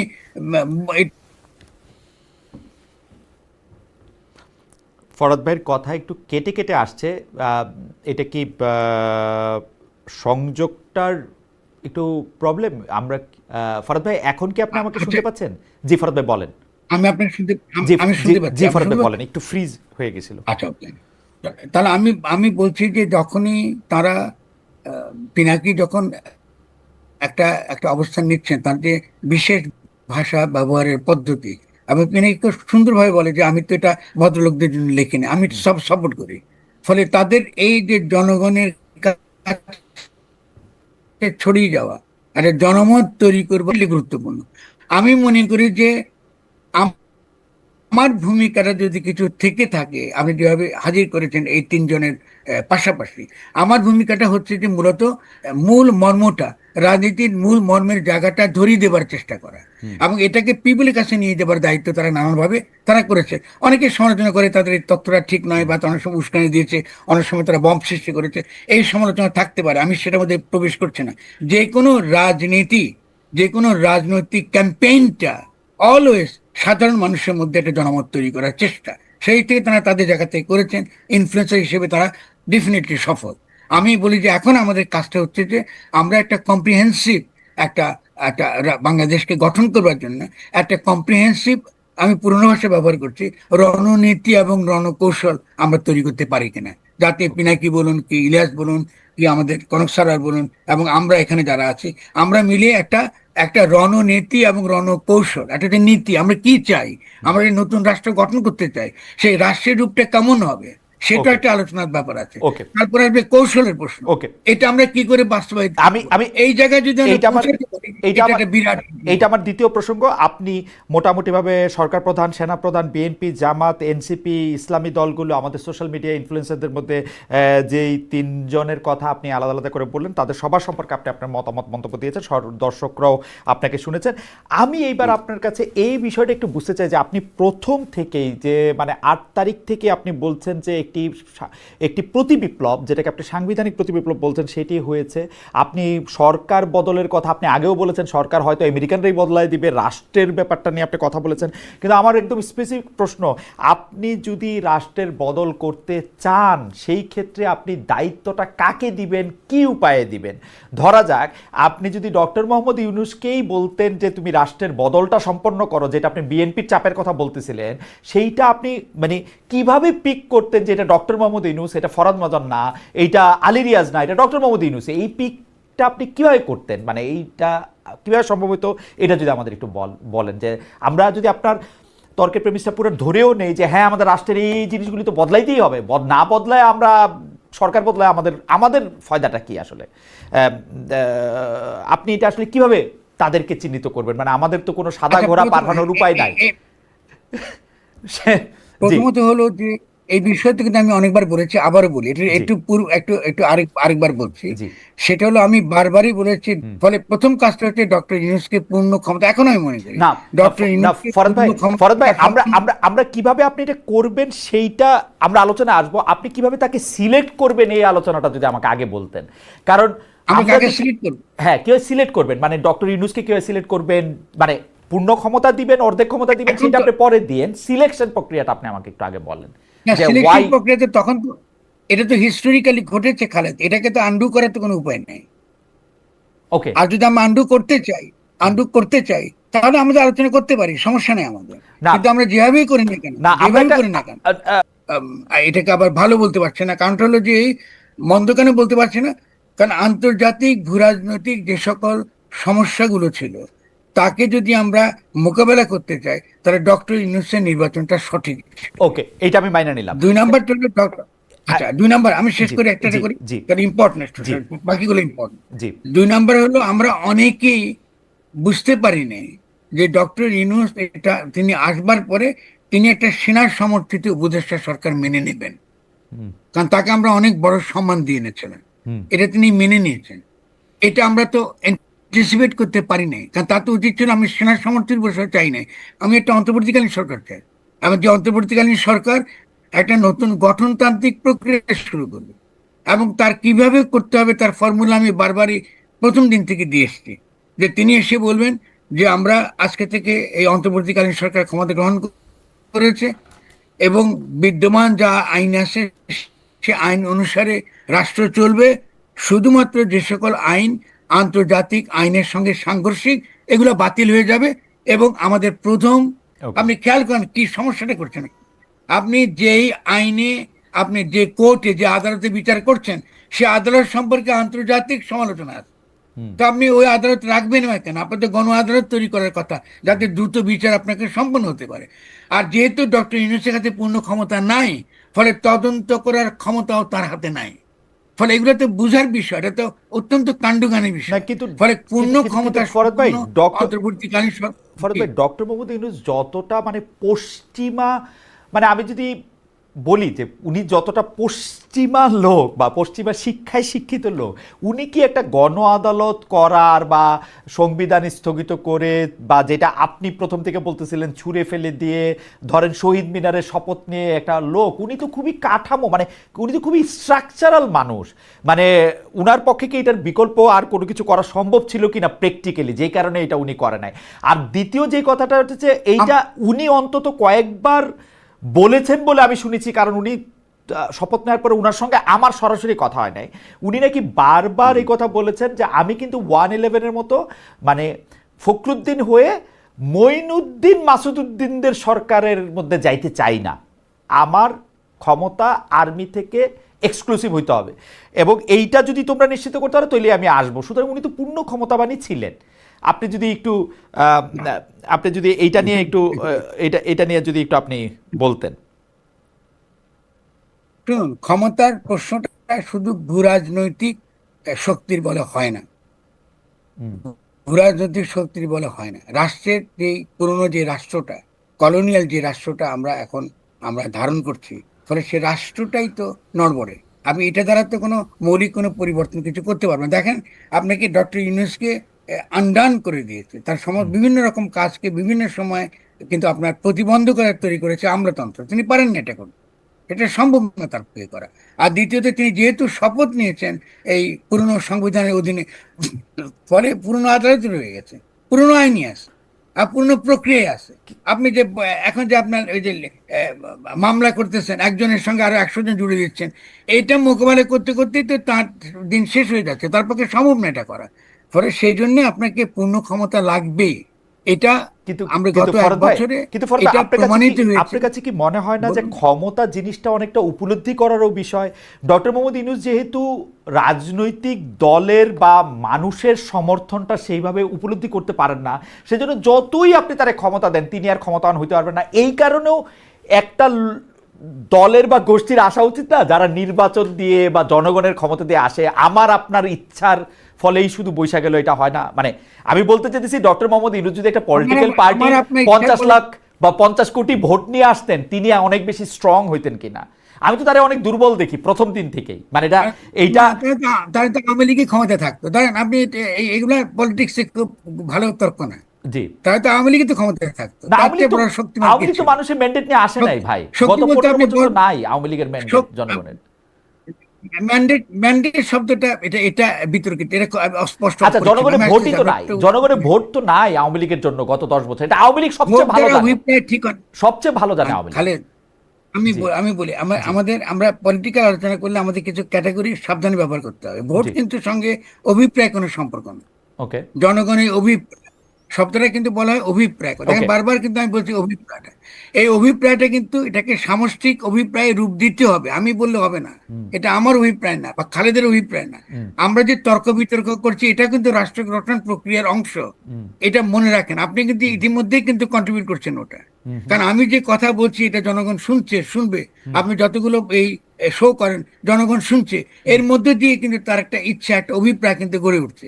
ফলে গণতন্ত্র সম্পর্কে তার যে ধারণা, সে ধারণাটা বদলাতে হবে। গণতন্ত্র মানে নির্বাচন না, আর নির্বাচনে একমাত্র বৈধ সরকার প্রতিষ্ঠিত করে না, গণ অভ্যুত্থানে বৈধ সরকার নির্বাচিত করে। মানে ডক্টর ইউনূস নির্বাচিত সরকার, এটাও কিন্তু ভুল ধারণা যে তিনি যেহেতু ভোট করেন না তাই তিনি অনির্বাচিত। এগুলো আমাদের সমাজে এগুলো তো প্রবলভাবে হাজির রয়েছে, যে কারণে ডক্টর ইউনূস অনেক কাজ করতে পারেন নাই।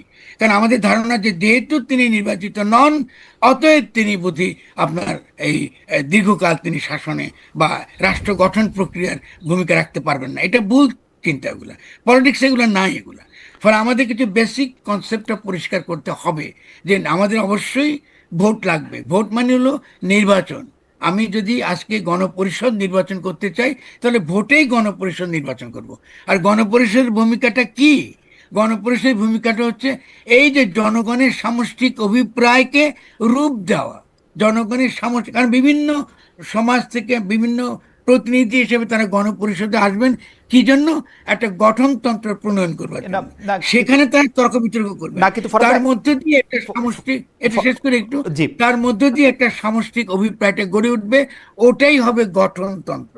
তাহলে এই প্রক্রিয়াকে তো আমরা এড়াই গিয়ে তো সরকার নির্বাচনের কথা বলা মানে কি জনগণের বিরুদ্ধে দাঁড়ান, আর তো কোনো আর কি না হতে পারে? ফরহাদ ভাই, আমি জনগণের কেন আপনি এটা করতে পারবেন না? ফরহাদ ভাই, আমি এই যে মানে আজকে এই শোটা করি বলেই, বা আমার যেহেতু কমেন্টের জায়গাটা উন্মুক্ত থাকে, লোকজন আমাদেরকে ভোট দিয়েও জানায় যে কোন পক্ষে তারা কি মনে করছে, কমেন্ট করে দেখে আমি আসলে অনেক বেশি কনফিউজড হই। আপনার একই কথার সূত্র ধরে আমার এখানে যারা মতামত দিচ্ছেন তারা বলতেছেন একই কথার সূত্র ধরে, আপনি বুঝতেছেন যে ধর্ম নিয়ে আপনি যেই কথা বলছেন সেই কথা সূত্র ধরে কেউ বলতেছেন যে আপনি ঠিক বলছেন, এই সংখ্যা অবশ্য কম, অধিকাংশই বলতেছেন আমাকে দোষী করতেছেন, কারণ আমি যথেষ্ট পড়ালেখা জানার লোক না যে আপনাকে ঠিকমতো প্রশ্ন করতে পারি, কেন একজন আলেমকে আনা হয় নাই যিনি আপনাকে আসলে এই বিষয়গুলি বলতে পারবেন সেরকম।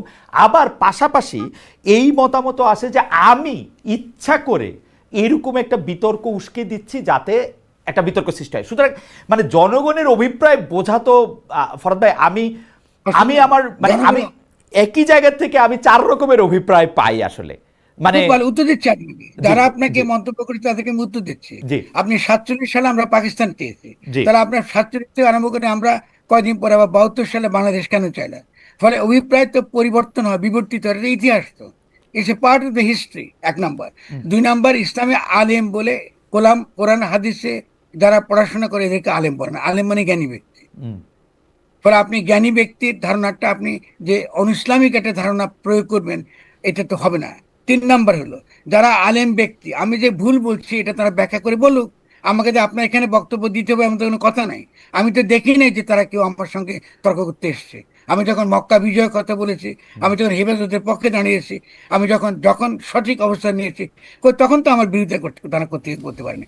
আমি এখনো মনে করি তারা যে তথাকথিত তাদের যে কোরআনের ব্যাখ্যা, এটা তাদের ব্যাখ্যা, তাদের তাফসির, এবং এই তাফসির গুলো একটা ট্রাইবাল সমাজের তাফসির, এবং এই তাফসির গুলো ফান্ডেড, অধিকাংশ ক্ষেত্রে ফান্ডেড বাই সৌদি আরবিয়ার মতন রাজতান্ত্রিক, এটা ইম্পর্টেন্ট পলিটিক্যাল হিস্ট্রি।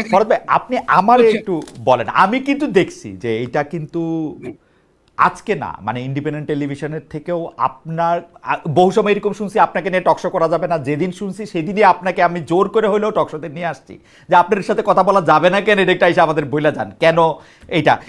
তো সেই ক্ষেত্রে আপনি যখন ওদের পক্ষে অবস্থান নিছেন, এমনকি কোনো কোনো টেলিভিশন বলছে আপনাকে নিলে সবাই বয়কট করবে, আপনার মনে আছে, হয়তো মনে থাকবে, তখনও আমরা আসলে আপনার সাথেই কথা বলছি, কিন্তু তর্কটা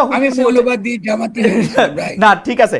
কিন্তু ফরহাদ ভাই, আমার কথা হলো মানুষের অভিপ্রায় বোঝার আসলে কি কোনো তরিকা আছে? মানে মানে এটা আমি কেমনে বুঝবো? আমি তো বুঝাই না। একই কথা, এই যে আমি আপনাকে যে কথা বলতেছি সেই একই কথার 5 রকম অনুবাদ হইতেছে। আমি যদি কাউরে পাই জানতে যে ভাই আমাকে একটু বলেন তো আপনি এটা কেমনে বুঝলেন, তখন উনি আমাকে রাশোমন এফেক্টের কথা বলেন, উনি আমাকে আকিরা কুরোসাওয়া শেখান। আমি মানে কিন্তু অভিপ্রায় আমি কেমনে বুঝবো, এইটা আপনি যদি একটু বলেন। খুব সহজ, আপনি তর্ক করছি, জনগণ শুনতেছে, তার মধ্যে নিশ্চয়ই যারা আমার সম্পর্কে ধারণা আছে, ধারণা বদলাবে। আপনি তো এডুকেশন ছাড়া, জনগণকে সচেতন করা ছাড়া তো আপনার সহজ কোনো পথ নাই।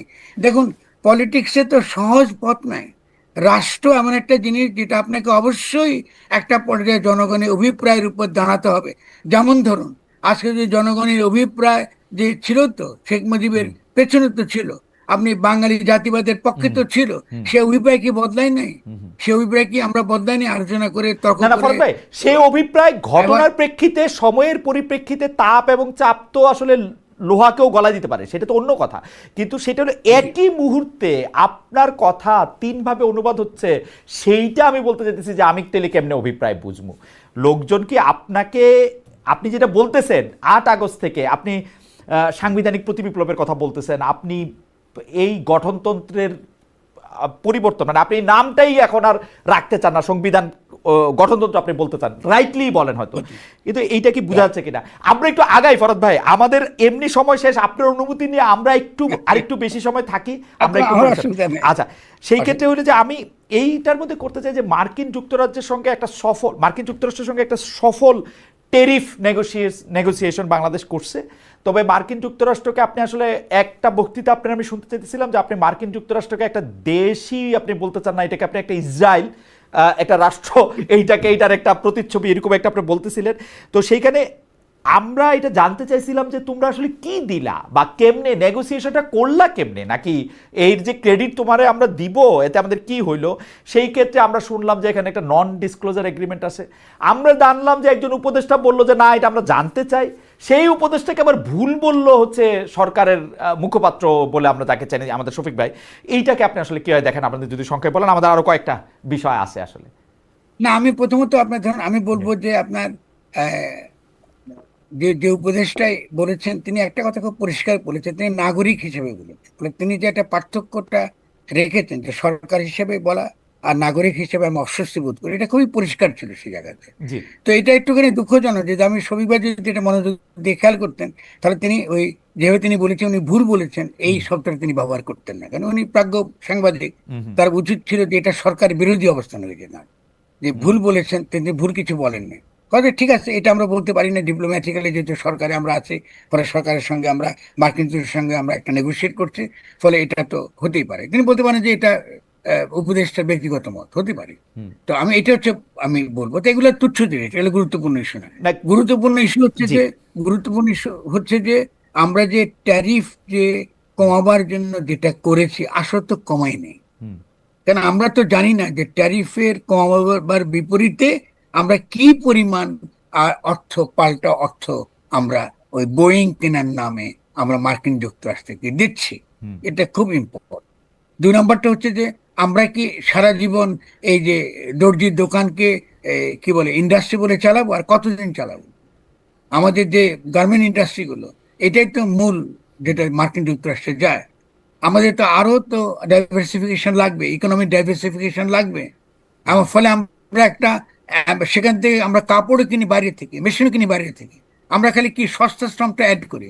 এই সস্তা শ্রমের অর্থনীতিকে রক্ষা করার জন্য আমাদেরকে এই ট্যারিফের জন্য আমরা আবার বোয়িং কিনতে যাবো কেন, বা কি কিনতে তা তো আমরা জানি না। আমরা এটা আর কি কি মূল্য দিচ্ছি, ফলে এটা গ্রহণযোগ্য হতে পারে না। ফলে সরকার এটা সফলতার আকার আমি গ্রহণ করি না। ফরাদ ভাই, আমরা কেউই গ্রহণ সরকার এটা লুকাইতে চাইতেছে কেন? মানে মানে বাংলাদেশ আসলে এই আপনি যেটাকে দর্জি শিল্প বলতেছেন সেই শিল্পটাকে বাঁচাইতে যদি কোনো পদক্ষেপ নয়, সেটা তো ডক্টর মোহাম্মদ ইউনূস দেশের স্বার্থে আমি তার পক্ষে থাকবো নিশ্চয়, ঠিক আছে। আপনি যদি চান তো আপনি করবেন। উনারা এটাকে লুকাইতে চাইতেছেন কেন? এটা কি মানে মার্কিন যুক্তরাষ্ট্র বাংলাদেশকে চাপ দিছে যে তোমরা এটা লুকায় রাখো বা তোমরা এটা বইলো না? না, আমার মধ্যে এখানে এটা আমি আমি আমি যেটা বুঝতে পারি সেটা হচ্ছে যে এই আন্তর্জাতিক ক্ষেত্রে আমাদের সফলতা মানে ডক্টর ইউনূসের সফলতাকে দেখাবার জন্য যে চেষ্টাটা, যে অতিরিক্ত চেষ্টা, যেটা কোনো দরকার নাই।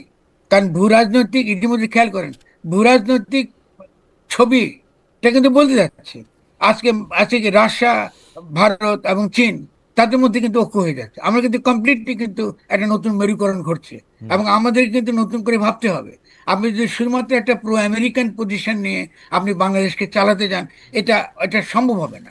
কারণ আমাদেরকে একটা ব্যালেন্স জায়গায় থাকতে হবে, এবং সেদিক থেকে যে বিচক্ষণতা দরকার আমাদের, সেদিক থেকে যে আমাদের ভূ রাজনৈতিক ক্ষেত্রে আমাদের যে আরো দূরদর্শী হওয়ার উচিত, এটা তো আমরা হচ্ছি না, সেটার অভাব আমি দেখছি সরকারের মধ্যে। তো আমি মনে করি যে অবশ্যই যে নন ডিসক্লোজার, এটাকে বলা হচ্ছে যে হ্যাঁ এটা ডিপ্লোম্যাটিক কূটনৈতিক সম্পর্ক রক্ষার ক্ষেত্রে এটা হয়, এবং এটা তারা আমাদেরকে বোঝাচ্ছেন। আর আমরা জনগণের তরফ থেকে বলতে পারছি যে না, এটা আমাদের মেনে নিতে হবে, এমন কোনো যুক্তি নেই, তার কোনো যুক্তি নেই। ফলে আমরা মনে করি যে নিঃসন্দেহে আমরা একটা ট্রান্সপারেন্ট, একটা স্বচ্ছ, জবাবদিহিতামূলক সম্পর্ক চাই, লুকোচুরি চাই না, গোপন কোনো চুক্তি কোনো রাষ্ট্রের সঙ্গে আমরা চাই না। এটা তো ন্যায্য দাবি, এটা তো চাইতেই পারি আমি নাগরিক হিসেবে। ফলে এটাই হচ্ছে আমাদের প্রশ্ন। জনাব মুস্তাফিজুর রহমান এক প্রশ্ন অনেকবার করেছেন, আপনি যদি খুব সংক্ষেপে একটু বলেন, আওয়ামী লীগকে বাদ দিয়ে নির্বাচন করলে কি দেশে গণতন্ত্র ফিরে আসবে? ফরাদ ভাইকে আমার প্রশ্ন। আমেরিকা বাদ দেবো তিনি কি বুঝাচ্ছেন আমি জানি না। ফ্যাসিজম তো আসতে পারবে না, ফ্যাসিস্ট শক্তি তো আসতে পারবে না।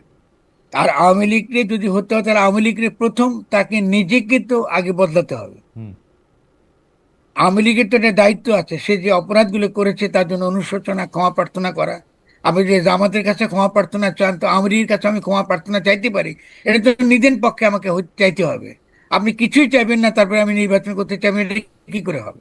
আর দ্বিতীয়ত, আপনি এখনো ফ্যাসিস্ট দল আকারে থাকতে চাইছেন, আপনি এখনো বাংলাদেশের স্বার্থের বিরুদ্ধে ক্যাম্পেইন করছেন, তাহলে কি করে আওয়ামী লীগ আবার নির্বাচনে আসবে? এটা তো হতে পারে না।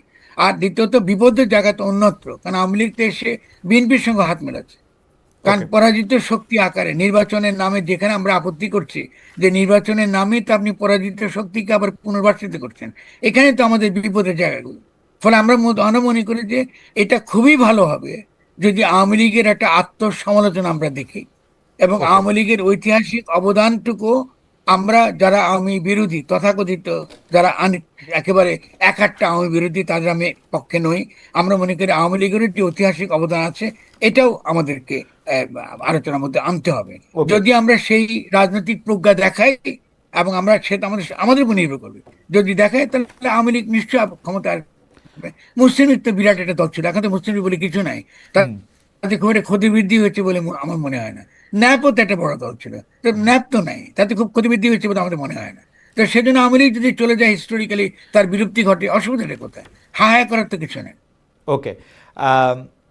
আপনি বলেছেন, কোট করছি, গণতন্ত্র আর ফেসিবাদ খুবই কাছাকাছি, ফেসিবাদীরাও নির্বাচনের মাধ্যমেই ক্ষমতায় আসে, তাই যারা এখন নির্বাচন করছে তারা প্রকারান্তরে ফেসিবাদকে পুনর্বাসন করতেছে। আপনি এটা নতুন বলতেছেন না, একমাত্র বলতেছেন না, হঠাৎ করে বলতেছেন না, এটা আপনি চিন্তা ভাবনা করে, এবং আজকেও আপনি এটা বলছেন। কিন্তু এই জাতীয় নির্বাচন নিয়ে আপত্তি করলেও চলমান ডাকসু নির্বাচন নিয়ে আজকেই ফেসবুকে উৎসাহমূলক পোস্ট দিয়েছেন।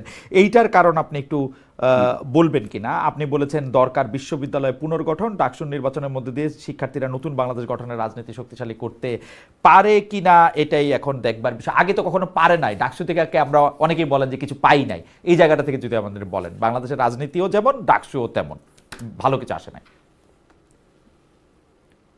ডাকসু ডাকসু তো বাংলাদেশের স্বাধীনতার যুদ্ধে অত্যন্ত গুরুত্বপূর্ণ ভূমিকা ছিল, এরশাদ বিরোধী আন্দোলনে অত্যন্ত গুরুত্বপূর্ণ ভূমিকা ছিল। এমনকি আপনার এই যে কোটা সংস্কার আন্দোলন থেকে আপনার বৈষম্য হীন এই যে সমাজ কায়েম করার আন্দোলনতে অত্যন্ত গুরুত্বপূর্ণ ভূমিকা ছিল। ফলে ডাকসুকে বলেছি আমি, ডাকসু হচ্ছে বাংলাদেশের রাজনীতির হৃৎপিণ্ড। কেন? কারণ ছাত্ররা হচ্ছে সবচেয়ে সংবেদনশীল। ফলে সমাজে যে রাজনৈতিক দ্বন্দ্ব সংঘাত, যে বিরোধ, তার কিন্তু প্রতিফলন ডাকসু নির্বাচনে ঘটে। মানে ডাকসু নির্বাচনে যদি আপনি একটা সঠিক একটা ছাত্র সংগঠন বা ছাত্রদের যদি উপলব্ধি, তাদের যে রাজনৈতিক উপলব্ধি, তার যদি একটা স্বচ্ছ প্রকাশ ঘটে, এবং সেটা কিন্তু একটা পুরো বাংলাদেশে একটা একটা দিক নির্দেশনা তারা দিতে পারে। এই জন্য ডাকসু নির্বাচনকে আমি অত্যন্ত গুরুত্বপূর্ণ বলে মনে করি। তো এইটা আর রাষ্ট্র গঠনের যে প্রকল্প রাষ্ট্রীয় পর্যায়ে, এটা তো এক না, ডাকসু তো রাষ্ট্র না। তবে ডেফিনেটলি শিক্ষা ব্যবস্থা মাত্রই রাষ্ট্রের অংশ। কারণ শিক্ষা ব্যবস্থার মধ্য দিয়ে আমাদের যে রাজনৈতিক চেতনার বিবর্তন হয়, রাজনৈতিক চেতনার যে বিকাশ ঘটে, তার দ্বারাই কিন্তু আমরা একটা গণতান্ত্রিক রাষ্ট্র কায়েম করতে পারি।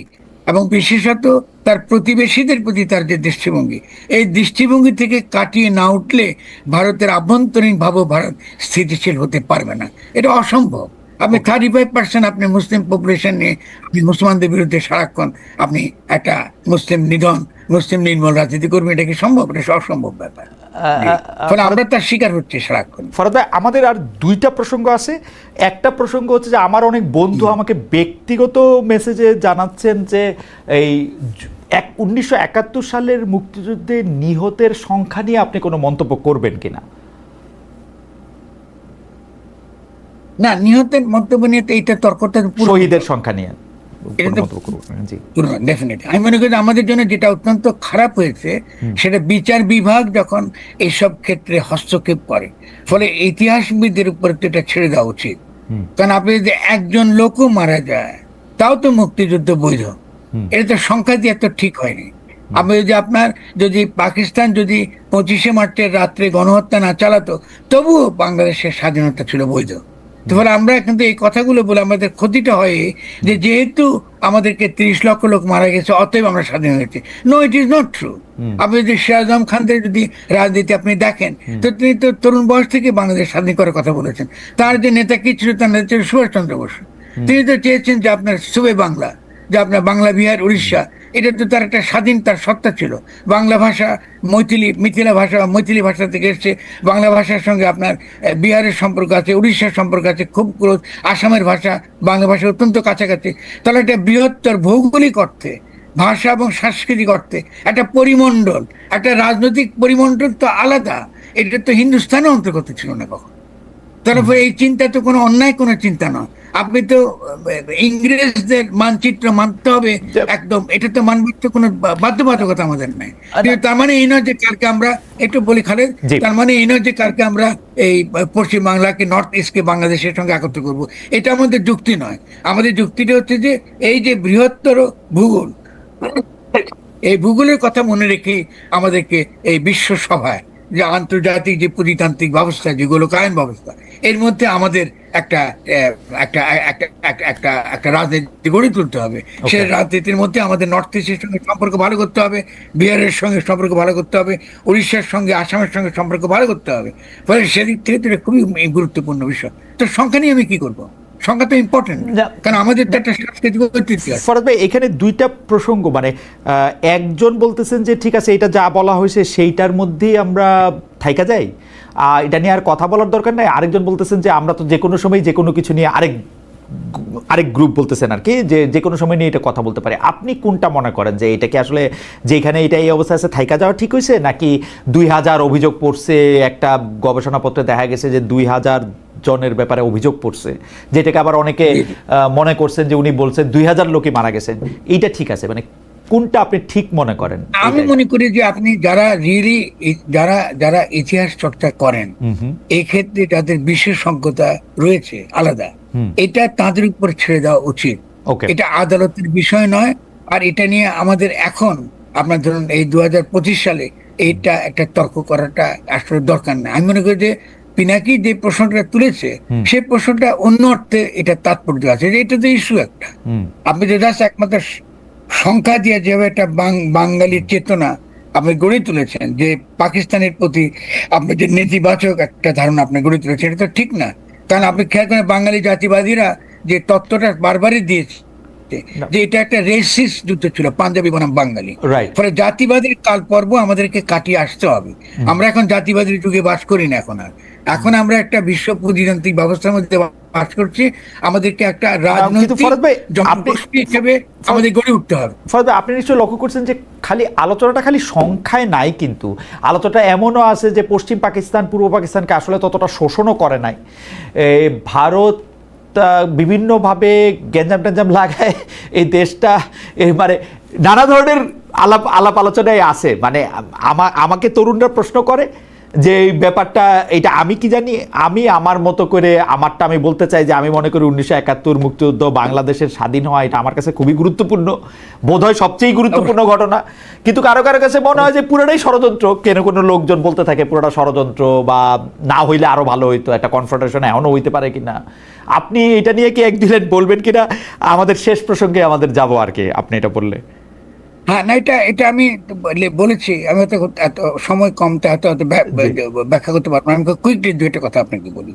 প্রথম কথাটা হচ্ছে যে এই যে বাংলাদেশের যে তার যে ভাষিক এবং সাংস্কৃতিক তার যে নিজের পরিচয় সন্ধানের যে চেষ্টা, এটাকে রক্ষা করার যে চেষ্টা, এটাকে আমি ইতিবাচক মনে করি। এবং 71 মুক্তিযুদ্ধ নেগোসিয়েবল না, এটা নেগোসিয়েট করার কিছু নাই এই জায়গায়, এটা ভেরি ক্লিয়ার। ওকে, সেকেন্ডলি হচ্ছে যে আমরা, তার মানে এই নয় যে আমরা ইতিহাসে ফিরে যাব না।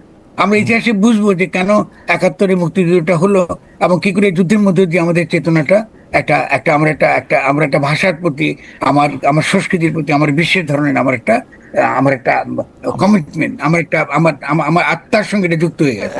ফলে এটাকে আপনি অ্যাবসলিউটলি ফরাদ ভাই, আমি আপনার সাথে একমত। কেন, আমি শুধু এই জায়গাটাতে আমার গত 15-16 বছরের কথা খুব মনে করতেছে, যে আমরা যখন সরকারের সমালোচনা করতাম এবং কোনো ক্ষেত্রে ফিয়ার্স সমালোচনা করতাম, সরকারের কেউ আমাদেরকে ব্যক্তিগত আলোচনায়, পরে মেঠো বক্তৃতায় অনেকেই বলতো যে আমরা না থাকলে এই মুক্তিযুদ্ধের যেগুলি আমাদের সিম্বল আছে, প্রতীকী জিনিস আছে, সেগুলিই তোমরা আর রক্ষা করতে পারবে না। আমরা কইতে মানে কি? কিন্তু এইগুলি নিয়ে যখন আক্রমণ করা হয়, তখন আমরা দেখি যে আওয়ামী লীগের বয়ানটা যে ঠিক ছিল, সেইটা প্রতিষ্ঠিত করার দিকে এটা আগায়। এটা হচ্ছে আফসোসের ব্যাপার আর কি। আর কোনো তো আমাদের আর কোনো তো কিছু না। আমরা পরবর্তী প্রসঙ্গে যাই। ফরাদ ভাই, আপনিও নিশ্চয়ই মানে আপনি তো সাক্ষী, কারণ আমি আপনি একই জায়গায় একই কথা বলতে গিয়া এই ধরনের কথা আমরা অনেক শুনছি। যাই হোক, আমরা শেষ প্রসঙ্গে যাই। আমাদের একজন দর্শক, ওনার নাম TM রহমান ইউটিউব, উনি একটা মেসেজ বারবার পাঠাতেছেন, আনফলো করলাম খালেদ সাহেব, আপনার অনুষ্ঠান অনেক ভালো ছিল, আজকে থেকে আর দেখবো না, এমন একজন ইসলাম বিরোধী লোক আনার জন্য। আর আপনার ইসলামের প্রতি কিছুটা বিরোধী আছেন, আপনার অনুষ্ঠান দেখে বোঝা যায়। আমার কিছু বলার নাই ফরহাদ ভাই, আমরা পরবর্তী প্রসঙ্গে যাই। সেইটা হচ্ছে যে মানে এইটা একটু হাইপোথেটিক্যাল প্রশ্ন ফরহাদ ভাই। এইটা সরকার খুব জোর দিয়ে বলতেছেন যে একটা জাতীয় নির্বাচন হবে ফেব্রুয়ারির মাঝামাঝি সময়। আপনার কাছে কি মনে হয় ইলেকশনটা কবে হবে এবং ইলেকশনটা কিরকম হবে? এটা আমাদের শেষ প্রশ্ন, শেষ প্রসঙ্গ, আপনার কথা দিয়ে আমরা শেষ করতে চাই। আমি আমার নিজের যে তথ্য এবং এই বর্তমান বাস্তবতা সম্পর্কে আমার যতটুকু জানাশোনা, তাতে আমার কাছে মনে হয় এই সরকারের পক্ষে একটা সুষ্ঠু নির্বাচন করা অসম্ভব। ফলে নির্বাচন সরকার হয়তো চাইবার উদ্দেশ্য হচ্ছে যে তারা এই জটিলতা থেকে মুক্ত হয়ে তারা তুলে যেতে চাইছেন, কিন্তু এটা আমাদের সমাধান করবে না। কেন অসম্ভব আমি বলি, কারণ আপনি নির্বাচনটা আপনাকে করতে হবে যে সেনাবাহিনীকে দিয়ে, যাদেরকে আপনি ম্যাজিস্ট্রেসি ক্ষমতা দিয়েছেন, এবং সেনাবাহিনী দীর্ঘকাল ইতিমধ্যে 1 বছর আপনি কিন্তু বাইরে, এবং ইতিমধ্যে আমরা দেখেছি গোপালগঞ্জে বা বিভিন্ন ক্ষেত্রে 4 জন লোক মারা গেছে। এটার দায়িত্ব কিন্তু সেনাবাহিনীকে নিতে হচ্ছে। কিন্তু এরপরে এই নির্বাচনেরটে যদি আপনার হয়, এখানে যে দাঙ্গা হাঙ্গামার যে সম্ভাবনা আমি দেখছি বিভিন্ন দলের মধ্যে, আপনি প্রচুর স্বতন্ত্র পার্টি দাঁড়াবে, এবং সেটাকে নিয়ন্ত্রণ করবার জন্য যে প্রাতিষ্ঠানিক যে শক্তিটুকু আমাদের দরকার ছিল, যেমন পুলিশের সংস্কার, পুলিশকে আপনার কাজে ফিরিয়ে নিয়ে আসা, তারপরে আপনার নির্বাচন করবার জন্য আপনাকে তো এই বিভিন্ন কি বলে ভোট কেন্দ্রগুলোতে তো আপনার পরিচালনা করতে হবে ভোট করবার জন্য, এই সেরকম প্রশিক্ষিত ব্যক্তির অভাব, আরো নানান রকম আপনার প্রশাসনিক যে দুর্বলতা, এই প্রশাসনিক দুর্বলতার পরিপ্রেক্ষিতে আপনি কি করে নির্বাচনটা করবেন, এটা আমার মাথায় এখনো পরিষ্কার নয়। আরো বৃহত্তর প্রশ্নটা হচ্ছে এই যে আপনি যখন নির্বাচনটা করবেন, আপনাকে তো যদি এই সরকারকে বৈধ সরকার আকারে আপনি প্রমাণ করতে চান, আপনি যদি না আনতে চান, যদি আপনি আনতে চান, তাহলে তো আপনাকে অবশ্যই 2/3 আসন পাশ করে আনতে হবে। যারা এসে ভোট দেবে, যে বর্তমান যে সরকার আপনার এই ডক্টর ইউনূসের যে সরকার, উপদেষ্টা সরকার, এটা একটা বৈধ সরকার ছিল, মানে রিট্রোঅ্যাক্টিভলি 142 অনুচ্ছেদ দ্বারা এটাকে বৈধ করতে হবে। তো আপনি তার মানে নির্বাচন, কিসের নির্বাচন আপনি চাইতেছেন? তার মানে এই সরকারকে বৈধ করার জন্য একটা নির্বাচন চাইতেছেন?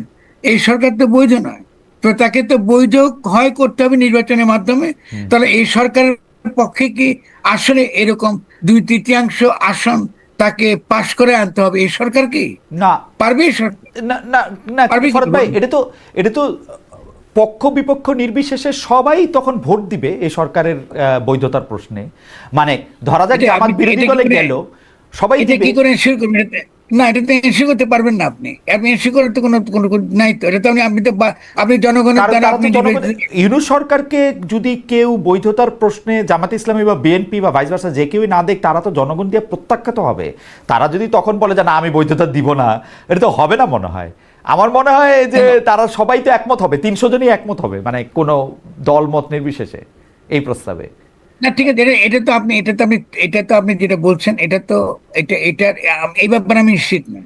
কারণ আপনি এর আগেও কিন্তু বৈধতার ব্যাপারটা নিশ্চিত করা হয়েছে সেনাবাহিনীর দ্বারাই।